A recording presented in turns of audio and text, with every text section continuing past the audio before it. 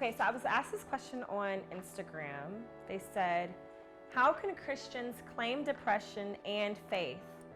Why is depression even a thing amongst so-called Christians that preach and sing about having all this faith? I'm not talking about depression over losses. I mean, kill yourself depression. I don't want to be here depression. How can you be in that state and still claim faith and believe in God? Ooh. I believe that we have been socialized to imagine salvation and faith as like this magical pill that removes humanity from the human experience. And that's never what salvation was ever intended to do.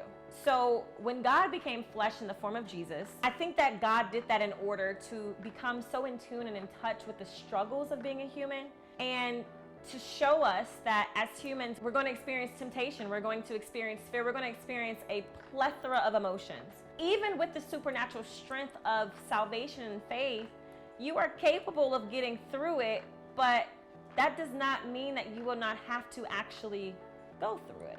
Many of us have misdefined and even redefined in a way what faith is.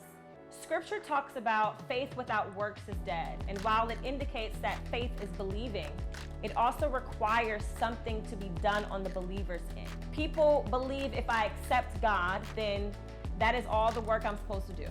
And because faith requires work, people believe that faith is the work. And at its simplest, that's not all the way it either. And so that ideology kind of discounts the whole purpose of Jesus and what he came to reveal about humanity.